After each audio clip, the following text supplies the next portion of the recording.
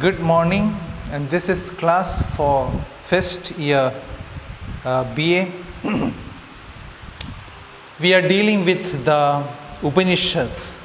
We had already the introductory classes regarding what is Upanishad, and we have seen what's the definition, what's the meaning of this very term Upanishad. So we have given the classical definition to that, the meanings of that. Then now today we come to the importance of Upanishad in Hinduism. How does it become so important? The Upanishads played an important role in the evolution of ancient thought. So if Vedas are the most ancient scriptures, the real importance was given to Vedas on account of the Upanishads. So if ever there is a thought development, then that is with regard to the Upanishads. The Upanishads played an important role in the evolution of ancient Indian thought.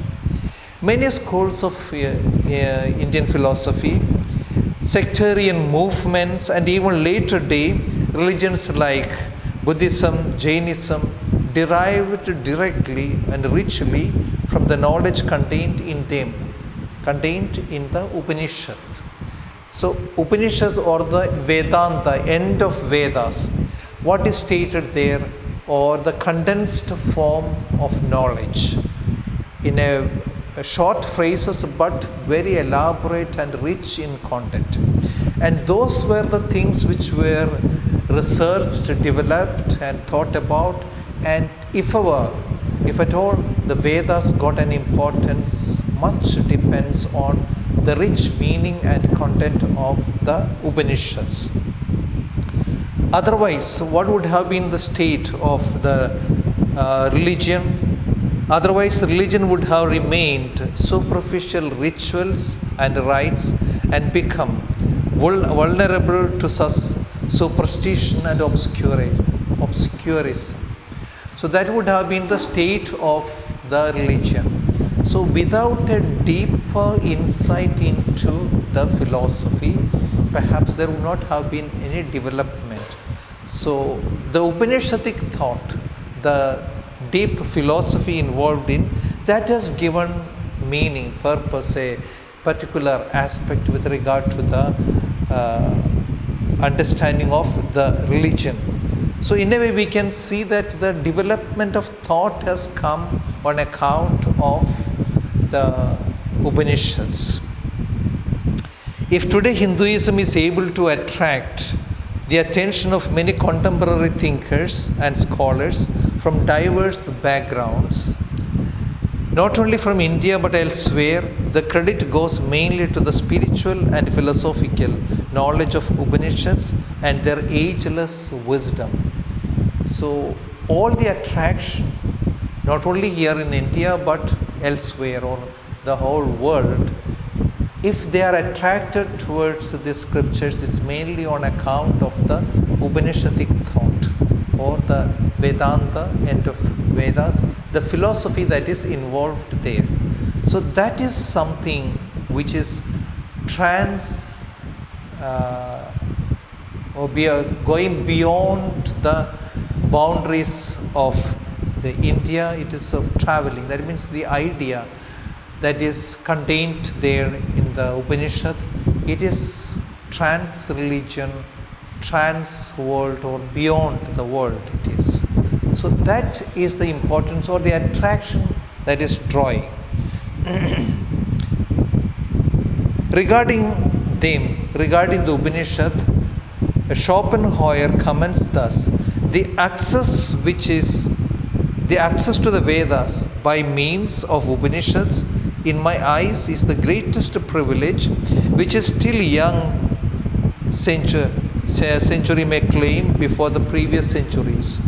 So Schopenhauer, one of the scholars, comments that the Upanishad that means the access to the Vedas through the Upanishads, in my eyes, is the greatest privilege which a still young century may claim before the previous centuries.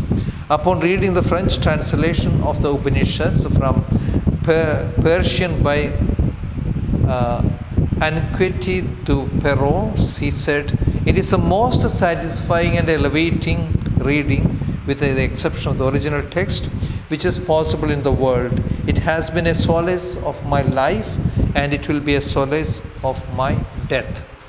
So that is the finding of one of the scholars regarding the importance of this Upanishads, in order to insist on what it means, or how rich is the resource of Upanishads.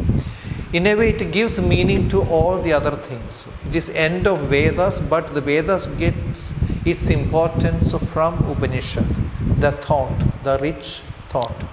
So there is a development of thought in the centuries, but this wisdom that was already contained in it is being discovered. So it looks very, very ancient, but rich and relevant for every time. So that is going to be the timelessness of this wisdom contained in the Upanishads. Now we may question about if Upanishad is so important, or it is going to be the spring or the quelle, or that is the very source from which so many thoughts have developed, many religions have developed, and still it is being taken up, or the fascination grows wider and wider as ages goes by. So then we can imagine how or what made the sages to give such rich thought into this Upanishads, or how could it come about? At a time we can think that when there was no developed system or a systematic way of dealing with the knowledge, or no big scientific discovery, at that time how could such a profound knowledge be contained in this? And it is so ancient and yet so modern. I mean, we have not really found out or the real rich treasures which are hidden there. So still the research is going on. So every age has got to find something new, something relevant in these Upanishads, although it is very, very ancient. Therefore we come to the aspect of the age of the Upanishad. When was it composed and how old it is? It's very ancient. We ourselves say that Vedas are the basis on which, so the undisputed claim of Vedas with regard to the antiquity or the ancient text on which is the substratum on which the division is made regarding the orthodox system and heterodox system. Those which accept the authority of the Vedas and those which do not accept the authority of Vedas. So Vedas have become the basis on which the division is made, the major division, orthodox system and unorthodox or heterodox system. And both have taken or driven inspiration from Vedas and Upanishads. So Vedas, the ancient texts or the hymns which are composed by the sages and seers and the rishis, they were later on collected and compiled and put into the four major sections of Vedas: Rig Veda, Samaveda, Yajurveda, Atharva Veda. So we have the four important Vedas, and in each of the Vedas consisting of other four parts, that is Samhitas, Aranyakas, then we have the Brahmanas and Upanishads. So which is telling, so equally divided into or the four Vedas, and each Vedas containing of four parts. So Upanishads comes at the end of these Vedas, be it Rig Veda, Yajurveda, Samaveda, Atharva Veda. At the end of these, that is Vedanta, we have the Upanishads. Now we have seen to the meaning and the importance of the Upanishads. So it is going to be the very source of many other thoughts religion, still developing thoughts, the spirituality, different spirituality, all have got their source in Upanishads. Now, with regard to the age of the Upanishad, it is difficult to determine the age of the Upanishads. They were composed at different times and ages by different seers and scholars in the long history of Hinduism.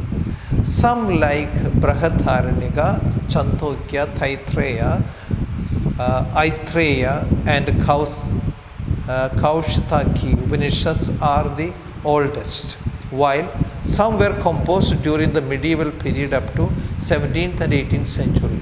So there is no particular time when all these were composed.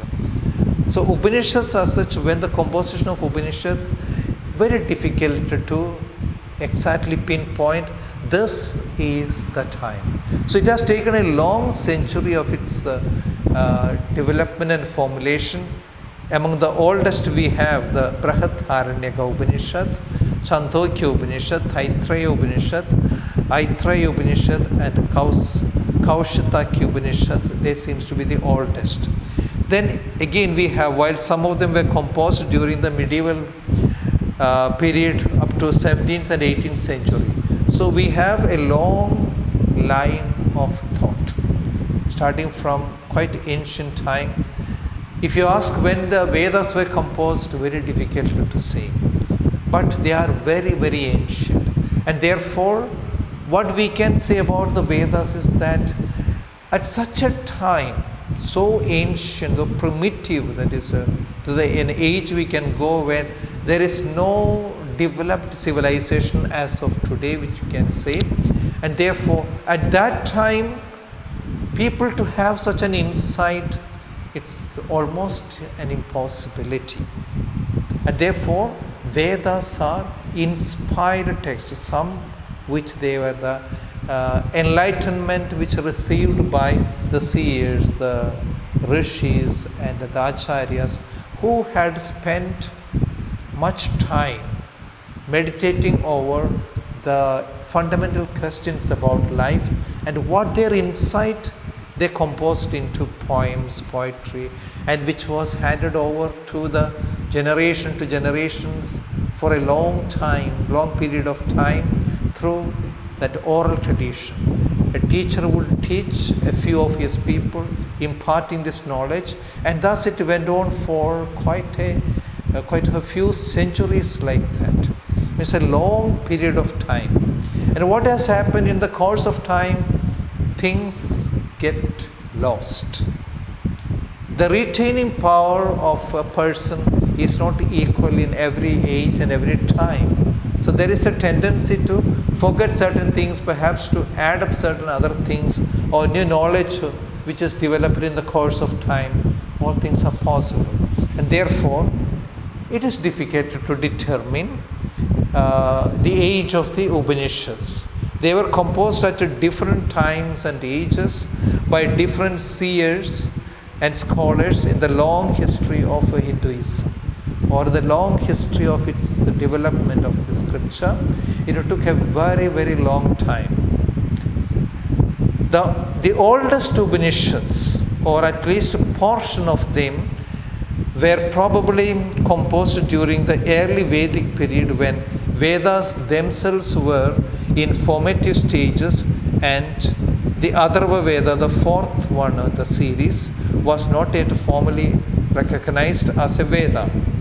Some were probably composed in the later Vedic period. The oldest Upanishads are also probably re-renditions or fragments of earlier Upanishads. So, as I have said, the Upanishadic teachings were imparted by a teacher to his pupil. And that was the only oral tradition. No written documents were there at that time. So what happens from time, that means in a long years of time, the tendency is great to lose or forget. Always the memory's performance is not optimal. So there is a chance for it to go away, that is, lose in the long period of time. So this had been happening, and the way, the formulation that was taking place, or the composition, some of them were quite ancient. The oldest Upanishad, or at least a portion of them, were probably composed during the early Vedic period. So we have the division of the period, that is the early Vedic period, where things were compiled, or when they came to the realization that allowed to go with the oral tradition, there is a danger, there was a danger of losing everything that was the ancient, and therefore they began to write down the whatever they could remember, collect, and all these things were in the, once the letters were formed, then they started writing them down. So that was the only way of preserving the ancient wisdom, and this came much later. So the Vedic period, it's quite ancient. When they began to collect the data. So the early Vedic period, when the Vedas themselves were in the formative stages, and the Atharva Veda, the fourth in the series, was yet to be formally recognized as Vedas. Now we have a better grasp or an idea about the four Vedas, Chatur Vedas, Rig Veda, Yajur Veda, Sama Veda, Atharva Veda. And these Vedas were the result of long research, the compilation of all the poems which were composed in honor of different gods. They were all collected together, written them down, and then they made a kind of a research and study, and certain norms were followed in categorizing them and putting them into under each of these Vedas, under which Vedas it would come. Would it come under Rig Veda, Yajur Veda, Sama Veda, Atharva Veda? So that was the compilation which took place. It was a very tedious process of finding them into, and then each of these Vedas also had four parts. That is the Samhita, then Aranyakas, and Brahmanas, and Upanishads. So all the four Vedas will have these four elements in them. And our attention, or our focus of attention, is on the Upanishad, which seems to be the turning or the pivotal on which everything else revolves, or which gives meaning for, or giving meaning into that, the Vedas. So the oldest Upanishads are also probably re-renditions of fragments of the earlier Upanishads. So collecting them, compiling them was a tedious process. There is little doubt that the knowledge and philosophy of the Upanishads has evolved over time through the contribution of many seers, masters, and self-realized souls. As a result, they acquire greater depth and complexity for which they are known today. So the age of the Upanishads, it's very difficult to ascertain. And there are many persons or many heads behind that. Many hands have worked. And in the course of this development, it's a contribution from many seers, masters, self-realized souls who have contributed into the depth of this thought. So they derived something from that, and in turn they assimilated in their lives and their findings, and therefore added richness to that thought which they have received, which they had received from Upanishads. So that's how the development. So for every age, it has got something to tell, and that is the richness of a text, the ancient wisdom. How does it become so relevant, so important in this time also? Although we can see how it developed in the ancient time, quite very old, and still they are valid in our present day, or the 21st century. How that is possible? So that is the real richness of the text. There is also no unanimity as to their number. How many Upanishads there is? The unanimity is not there. There might have been 300 Upanishads or so in the past. Most of them were lost due to the secrecy associated with them and the restrictions imposed upon the teaching by tradition. The principal Upanishads are 108, of which the major Upanishads are about 12 or 13, namely Aitreya, Chandogya, Brihadaranyaka, Taittiriya, Kaushitaki, Svedaswatara, Kina, Katha Upanishad, Maitrayani, Isa, Mundakya, Mundaka, and Prasanna. So there are how many or the number, there is no unanimity with regard to the number of the Upanishads. So there could have been 300 plus in the past, but most of them got lost because due to the secrecy associated with them and the restrictions imposed upon the teaching by the tradition. The traditional method of teaching Upanishads was Upanishad. Be seated near the teacher, and the teacher would be teaching only very, very handful, the selected ones, the privileged ones, only were taken for this secret knowledge. And since the secrecy was along attached with it, and plus the traditional method of teaching only oral tradition. So there is no written, no script at that time, and not allowed. And that was only by the teacher would impart knowledge to his pupils, the disciples. And thus it was going for centuries till they realized that things cannot be left undone. Unless it is written down and preserved, there is a danger of everything being lost the course of time, because the retention power or the retaining or the memorizing power capacity of the people have not developed so much or grown. So there is a tendency always to forget. As one advances in age, we have seen how people lose the memory.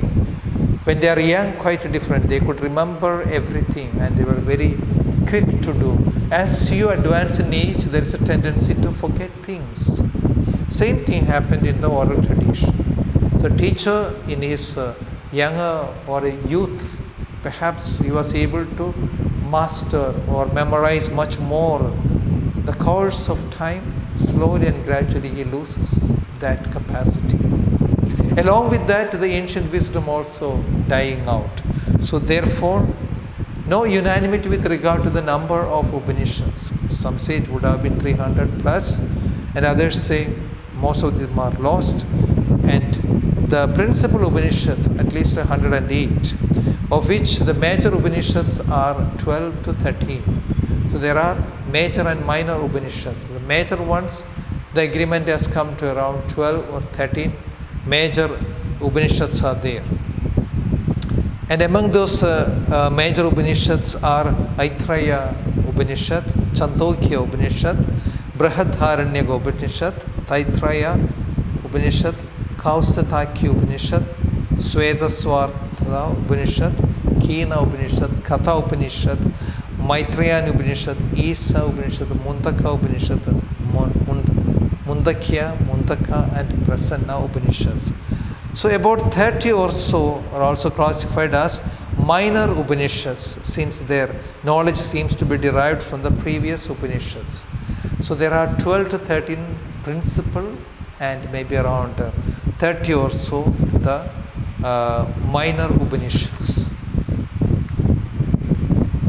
So we have seen the timing and the importance of the number of the Upanishads.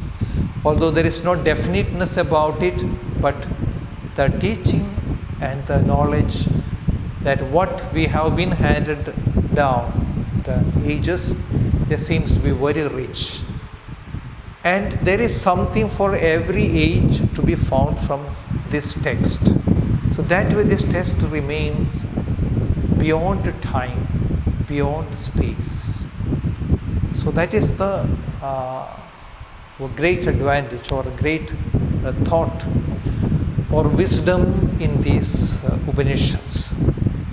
What are the main teachings of Upanishad? We say that it has got a great relevance, importance in the lives. Or in the Indian philosophy, it has made a great contribution. So what are the main teachings of Upanishads? The Upanishads occupy an important place in Hinduism as an important branch of spiritual knowledge which is conducive to liberation. The aim of every religion, every philosophy is that of the liberation. You have to be free from the clutches, from the bondage. The whole attention is paid to that. How you will be able to overcome the difficulties or the bondage in which one is. How man gets bound, we have already seen, that is the karma, the principle of karma. So every action produces its effect, and effect could be good or bad depending on the type of action one has performed. And thus, if you happen to accumulate more of the bad things, then the bad karma increases. If it is good deeds, then good karma increases. And only that can overcome the bad karma and lead you into the liberation. Liberation is a state wherein you no longer be accumulating the karmic principles. So you are beyond that, beyond the samsara way of life, that is birth, death, rebirth, birth, death, rebirth. It goes on and on in cyclic form till you are able to break the chain of this and then enter into, as we call the nirvana, samadhi, moksha, heaven, and all that is termed or seemed to be the area or the place or the situation, the particular stage in life wherein there is no more want, there is no more craving, and there is no more of the accumulation of bad or good karma. It's a stage where you are totally freed from all that. The main teachings of Upanishads that occupy a great place in the Hinduism is as an important branch of spiritual knowledge which is conducive for liberation. So aim of every religion is that of the real liberation. They, along with the Bhagavad Gita and Vedanta Sutras, are considered Prasthanatraya, the triple means of great joy of liberation. So the Prasthanatraya, along with Bhagavad Gita, Vedanta Sutra and Upanishad, Bhagavad Gita and Vedanta Sutra, these three are considered Prasthanatraya, the triple means of great journey of liberation.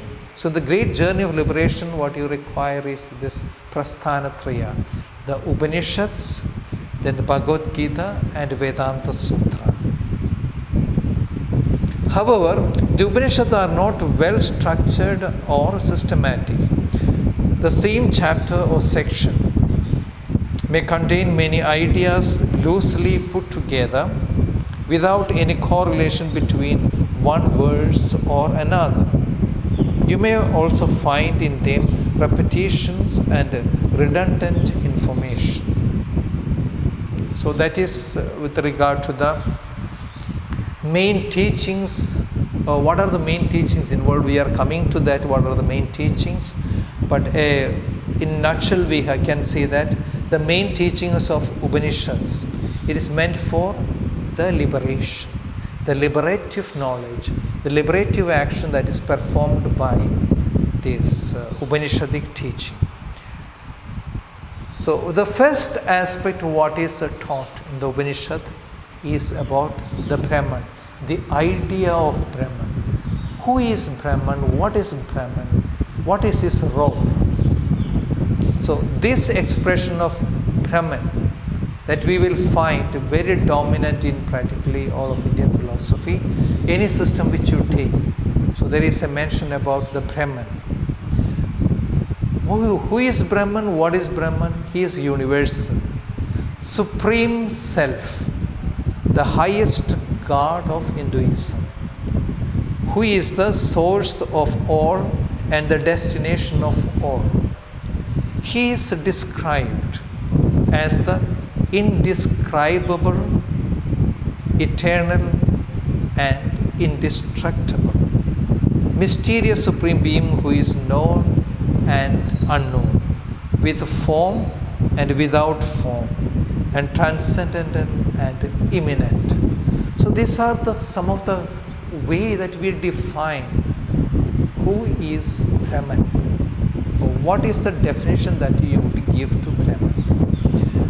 We cannot define. The definition would mean that you are framing it. So Brahman falls beyond all that. So there is no framing of Brahman, because a definition will exactly pinpoint or define, and that's a limitation on Brahman himself or the definition of God.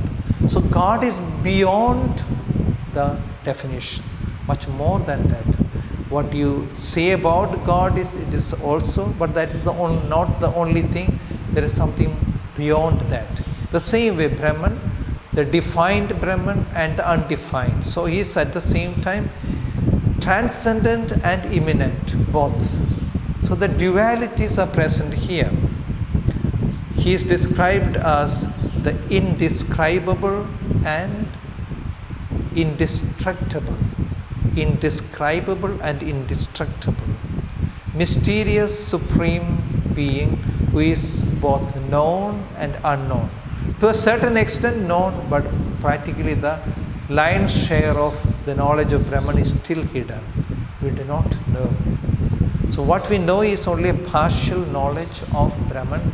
As I understand, as I am able to maybe to define, find out, compare, simile, or make use of comparisons in order to explain that experience of mine with regard to the Brahman. What I understand.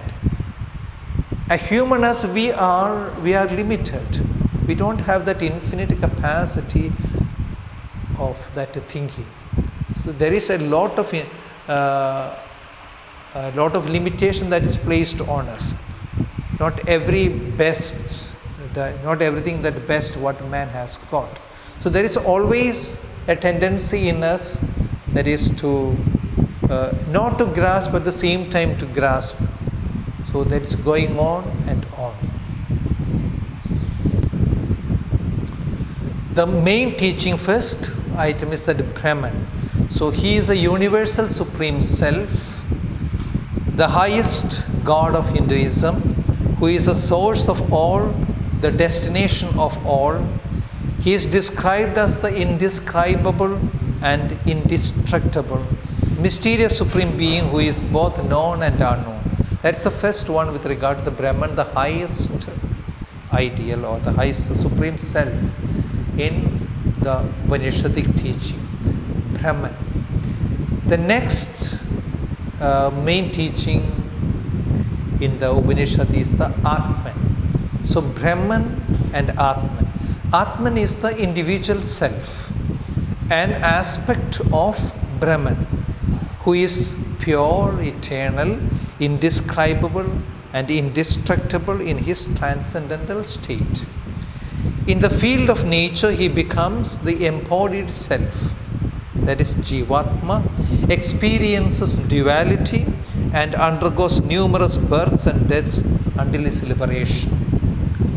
So we have the first one is the Brahman, the supreme self. So that self perhaps not very much visible or is beyond our sense experience of, that is a Panchendriya.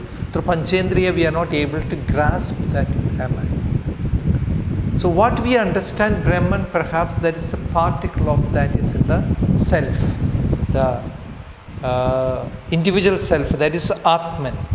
Atman, he is the individual self, aspect of Brahman, means a particle that is in each human being, who is pure, eternal, indescribable, and indestructible in his transcendental state. In the field of nature, he becomes the embodied self.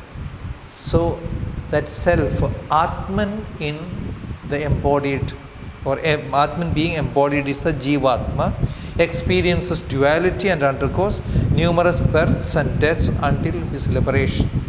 So, liberation is the final getting back into the source. Just like at your death, what happens? The body, which is composed of the Panchabhutas, disintegrates and goes back into its source. So the Panchabhuta, the combination, different combination of these Panchabhutas, that is your body. And till death it is held together. With the death it goes back into its elements. Similar way, the visualization is that the self, it is not the composition of these Panchabhutas. It is beyond or not from these Panchabhutas, although the self gets embodied. That's a Jivatma. So Jivan is there, that is the life in this, and is in the embodied self. It becomes, like, let's say, called the imprisonment of the self. Liberation would mean that, okay, freed finally and gets back into its source. Where is its source? It is in Brahman. So the real identity, what is being insisted here is that till you realize that you are part of that, the highest principle, that's a true identity of yours. So till you are able to realize that, the number of that cyclic birth, death, rebirth, it goes on and on. So that is the state of the self, individual self, or the Atman. So till you are able to join yourself back into Brahman, the individual self, it has got its wanderings in the world, and so many birth, death, rebirth, it goes on and on in the cyclic way till you are able to break that chain and free yourself. So that seems to be the moment of liberation. So we have two, among the main teachings we have the two, Brahman and Atman. The next one is the Prakriti. What is Prakriti? She is the material aspect of Brahman, who provides materiality, dynamism, diversity, and change to the manifested reality of Brahman. She is the active principle of Brahman, divisible but indestructible, who manages the entire creation with her innumerable powers, that is Shaktis, and the deluding nature of the Maya. So three aspects are there: Brahman, Atman, and Prakriti. So she is the material aspect of the Brahman, the manifestation for the visibility of the Panchendriya. Through the Panchendriya we are able to see the manifestation of the Brahman in different hues and colors. So that is the visible form, who provides materiality, dynamism, diversity, and change to the manifested reality of Brahman. She is the active principle of Brahman, divisible but indestructible, who manages the entire creation with her innumerable Shaktis, or the powers, and the deluding nature, that is Maya. The next in the teaching is of the creation. So we have Brahman, Atman, Prakriti, the creation. Upanishads contain many verses which describe how creation happened. They describe Brahman as the source of all creation. According to them, creation was an act of personal sacrifice by Brahman. In the beginning there was Brahman only, nothing else existed. Then he became many and manifested in the world and beings. So all that was there was the only, that's Brahman was the only reality, and it continues to be. All others are manifested powers of or part of Brahman. And that is the teaching that is about creation. How did creation? Creation is the personal sacrifice of Brahman. So all that was existing was Brahman. So in his generosity it has come about the creation. The next main teaching what we can see in the Upanishad is about Devas. The gods are aspects of Brahman. They may also know him and may not know him, or may know him partially. They play an important role in the creation and represent Brahman in their highest form, highest and pure state. Their hierarchy in creation depends upon their knowledge of Brahman and purity. So in Devas also there are higher status, higher gods or higher Devas and lower ones. The next important teaching is about the organs. Organs in the body are partial manifestation of Brahman. They are also considered Devas and the microcosms. They are vulnerable to evil influences and desire-ridden actions. Breath is their Lord. They remain in the body as long as the body is alive. Upon death, they leave the body and depart to their respective spheres. So that is about the organs, different parts. The organs of the body are partial manifestation of Brahman. They are also considered Devas in their microcosmos of beings. They are vulnerable to evil influences and desire-ridden actions. Another aspect of the main teachings what we come across in the Upanishad is about the sacrifice. The Upanishads describe the ritual sacrifice which such as horse sacrifice or the full moon sacrifice, as well as the internal sacrifice such as dhyana. They also contain descriptions of symbolic sacrifices such as sexual intercourse, breathing, digestion of food in the body. The sacrifice itself is compared to Brahman, and different aspects of it is compared to different aspects of Brahman or his creation. So the entire manifestation of the universe is the emanation or the creation of the expression of Brahman in different form. So that makes us a little bit confusing. What is the real form of Brahman? So in the philosophical term we will say Brahma is, that is nirguna, that is without any guna, no qualification. In its pure purity, as in pure form, Brahma is nirguna, without any qualification. Satguna, all additions, all adjectives which we place, it is for our understanding. For example, we say Brahman is merciful, compassionate, kind. So that's our way of understanding the Brahman.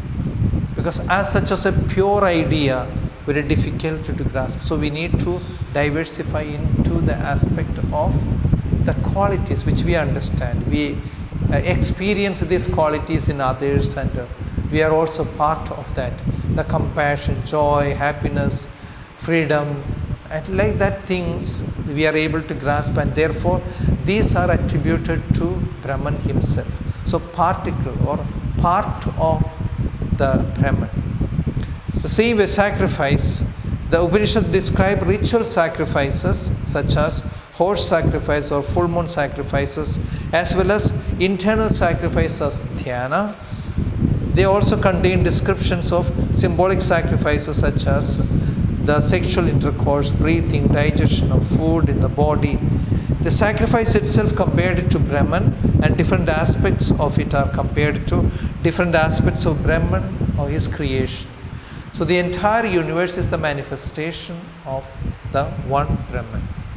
So we have got a few things there in the main teaching, because this is something which recurs.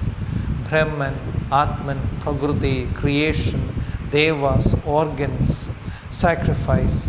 And now we come to the next one, that is Om, Adi Shabda. Upanishads such as Mandukya contain references to the sacred symbol of Om and its correlation with Brahman. They describe Om as Brahman in the form of word, that is Akshara Brahma. Each syllable has a symbolic significance. They represent the different states and forms of Brahman. Since it is Brahman himself, by meditating upon it and chanting it, one can become pure and attain liberation. So often when you sit for meditation, what you repeat is that word, Om. So that is the Adi Shabda, it is also called. So Akshara Brahma. So from the very first word, that is Om, that is said to be very manifestation or identification with Brahman. Another important teaching which we find in the Upanishad is about death. It is one of the recurring themes in the Upanishads and it is described as one of the first manifestations of Brahman. Death rules our world, hence ours is mortal world. He is the great devourer who devours everything and whose hunger is insatiable. All that exists here is his food and end up becoming his food. In the sacrifice of life, all beings become offerings to God of death. So one of the main teachings in the Upanishad what we come across is about death. It's a reality, something which we even or everyone is grappling with. Difficult to understand. Why should a person die? Or another question, what happens after death? What is going to be? So a major question about the continuity of a person. What happens?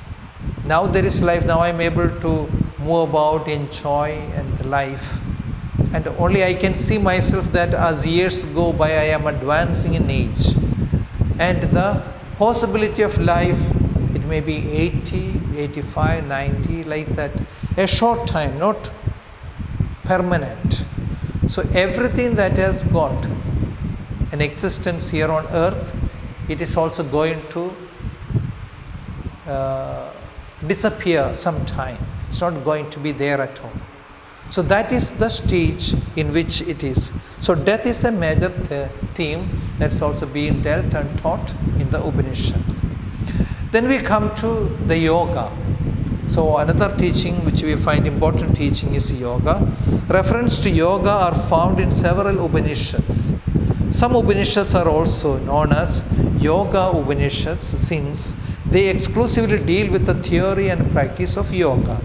Frequent references to yoga in the Upanishads prove beyond doubt that the practice of yoga is rooted in the knowledge of Upanishads and integral to Hindu spirituality. So the practice of yoga.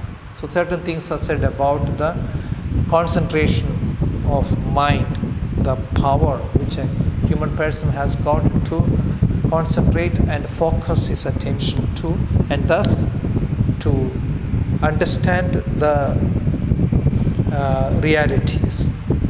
The next one, the main teaching we come across is the rebirth. The Upanishads explain the process of rebirth. What happens when a person dies, how the soul leaves the body and departs to the world of ancestors, how it returns to the earth and it takes another birth. They also explain the circumstances which lead to rebirth. According to the Upanishads, both men and women play an important role in the transmigration of souls and both act as carriers. So one of the major themes, one is also death is there, then the rebirth. Another important teaching which we come across in the Upanishad is the karma, the teaching on karma. The idea of karma is mentioned in some of the earliest Upanishads, such as Brihadaranyaka Upanishad. They explain how desire-ridden actions subject the body to impurities and lead to the birth of the souls in the mortal world, while those who indulge in the most sinful actions fall down into the lower worlds and are reborn as worms and insects. So the principle of karma, every action produces its effect, and if it is good action, good fruit, bad action, bad fruit. Depending on the accumulation of the karma, your next or the life is going to be decided. If it's a lofty action, the good actions, then there is a chance for you to liberate rather faster than those who indulge in the most sinful actions and fall down to the lower realms, the lower world, and reborn as worms and insects. Then one of the next main teaching what we come across is the liberation. So Upanishads teach about the liberation. The ultimate goal of Upanishad is to help humans achieve liberation by overcoming their desires, ignorance, and delusions. They explain the importance of cultivating purity through detachment and renunciation and by contemplating upon the self. According to Upanishads, liberation means freedom from birth and death.